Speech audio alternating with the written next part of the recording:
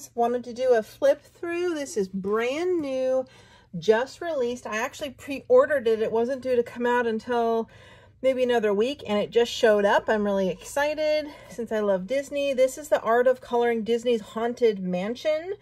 100 images to inspire creativity from Amazon. It was on sale. I'll link it below in the drop-down menu. I love the Haunted Mansion, even as a child. Even now, when I go back to Disney World in Florida, my preference, or Disneyland, love the Haunted Mansion, always have. Love the Haunted Mansion movies. I just think it's just fun. You know, it's sort of Victorian era, kind of cute Casper, creepy, but not, you know, terror kind of thing. I just love it.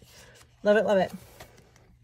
And if you're familiar with the art of coloring, they are double-sided. So you want to use mediums that are not like alcohol markers. The art of coloring paper is decent. It's like medium quality. It's not like the cheaper Amazon paper, nor is it the premium paper. I think it's somewhere in between. It has a lot of tooth, so it's primarily good for pencils.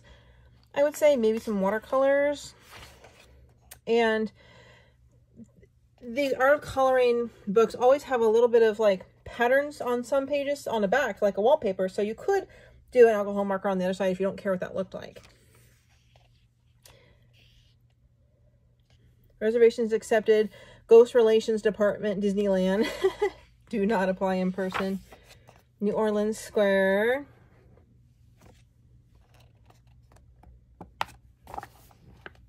Open this bigger. There's the beautiful mansion. Again, these look like wallpapery, right? So if you wanted to do markers on what's on either side, you could.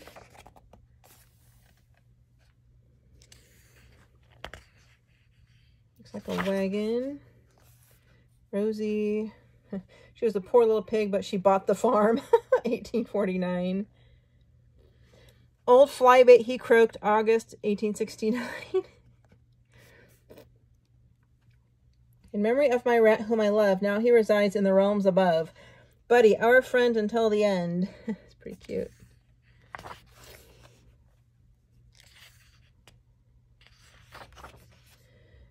Love the portraits. I don't know why my light flickers. Does it look like it's flickering to you? That's so annoying. Maybe there's a short. Lots more portraits. You see all these portraits on the walls when you get off the elevator and are walking down the long hall. Beginning of the ride. Actually, it's before you actually get on the ride. April, December.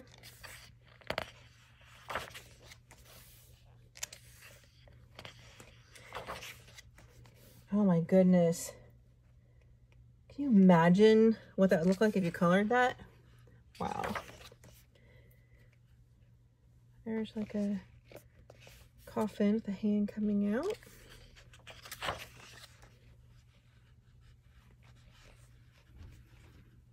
There are a lot of coloring pages in here. The clock. Oh, there's Madame Leota.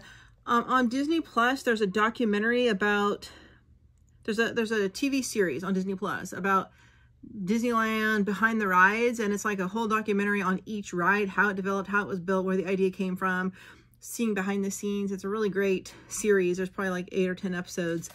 One of them is a Haunted Mansion, and then they talked about who the inspiration was for, like, you know, the crystal ball with the face in it that talks to the woman at the end, Madame Leota, the fortune seer or whatever. She was based on an employee for Disney who worked for like 40 years or something for Disney. I don't know. So I just remember something about that in there. I really like seeing how they built Space Mountain and all that. Is it just me, or is it every time I've gone to Disney World or Disneyland since I was a child, Space Mountain is always closed? Or no, the Matterhorn is always closed. Always closed in Disneyland. And Space Mountain half the time. I don't know why. I grew up in California, so as a child, been to Disneyland, you know, dozens of times. Matterhorn was always open. As an adult, since I've taken my kids there in the last 15 years, maybe, you know, 5, 6 times. Tried to go to California. I'm not in California anymore. Always closed or broken. Space Mountain there and in Florida, I prefer Disney World. I think 3 out of 5 times was closed. Like, talk about a raging disappointment, because that's... Oh, and I love the original Space Mountain before they turned it into like this, now it's like the Star Trek's Galaxy ride or something. And the roller coaster part indoors is the same if you ever did the original Space Mountain, but it used to be pitch black inside. You know, it's an indoor roller coaster and you'd see like twinkling lights like you're under this in the sky. Now they made it where it's not pitch black anymore. There's a faint yellow light so you can actually make out the tracks and all that. So you don't quite get like that galaxy effect. I'm sure that was for safety, but kind of a disappointment. The only thing I like better about Disneyland versus Disney World is the Pirates of the Caribbean ride at Disneyland in California has the steep drop with the boat, like right when you get on the boat and the ride starts and you kind of pass by the old Bayou restaurant and then you go into the dark and then you hear the water and all of a sudden it goes like a big steep kind of fun boat drop. Whereas, and it goes pretty far, but the one in Florida, you barely go down like a teeny bit. It's kind of uneventful. Like you don't go as far underground. I love this one. There's lots of stuff in here I'd like to color for sure. And you know, we used to go, I went to Disney World. I love Florida. 4 or 5 times. And my last time I went, it's been 12 years since the last time. And so I haven't seen the new Star Wars land, haven't seen the new Harry Potter land. Now I have a 2-year-old grandson, so I think when he's about 5, we'll take him. I feel bad because my son, one of my sons, and his wife several years ago went to Disney World, Florida. And unfortunately, his weight, he was really heavy at the time. He had bariatric surgery, but I lost like 90 pounds, but he was so overweight that he couldn't get into some of those rides. And I felt so bad for him. Like, it's kind of embarrassing. Like, they waited in line forever. They went to wherever they had the Avatar ride. That was like at one of the other Disney parks or Universal parks in Orlando. And then a couple of Disney rides like the Islands of Adventure, which I've always loved in Florida. He couldn't get into the little boats because it's so narrow, and we're all like super tall, like 6'2". And you know, you get little leg space for tall people, and the bar is like right at your belly. So if you have any kind of a belly, like it's just pushing if you'll fit in there. And I've kind of gained some weight since I've been in there in 12 years. I'm a little worried myself, not to that level, but it's like you have to almost get in shape before you go to Disney World. Make it worth it, you know? Oh, I love these portraits. Creepy. I have about 5 or 6 other books I pre-ordered that are supposed to be released in July, and I saw some are already getting ready to ship, even though they weren't supposed to come in until later in the month. So keep an eye out for all my brand new book flip-throughs. I really love these kind of portraits with the wallpaper. These things I'm not so interested in because it's just too complicated. It hurts my brain. There's the library. The library.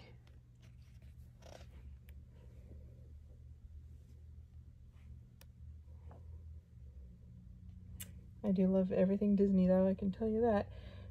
But now it's like being older and, you know, being heavier than I was 12 years ago. You know, like 20 pounds. It's like your feet hurt now when you go Christmas shopping for 2 hours. Your feet start to hurt when you're, like, imagine standing in line now for rides for 30, 40 minutes. Like at my age, in my 50s now, it's like I just, ugh, I don't know if I could do it. But I love it, so I'm gonna have to figure it out. Love Disney. Big Thunder Mountain Railroad at Disney World is my favorite. It's way better than Big Thunder Mountain Railroad at Disneyland. This is the end when you see down in the ballroom all the ghosts dancing. The Big Thunder Mountain Railroad at Disney World is, I think it's faster, it's longer, it goes higher, it's more eventful, it's more track. It's just an upgrade version of the little one at Disneyland. I love this one. Love this. Just these would be worth coloring almost. wedding cake. Like, what I would rather they do, that was just do a wedding cake. Don't put like 20 cakes in the background. Because then it's like you either got to leave them plain or color them. Here's the Graveyard of the Ghosts. They did a really good job almost following the format of the ride from beginning to end in this book, I've noticed. Definitely worth having, even if there's only like a dozen pictures in here you want to color. This one's really neat, just because it's so unique, especially if you're a Disney fan. I actually like this, where you can color each little mini vignette. I like that one too. Any volunteers? So that is it, bringing you for July 2024 Disney's Art of Coloring Haunted Mansion. Check it out from the link below. Hope you like it, and I can't wait to do some pictures and show you.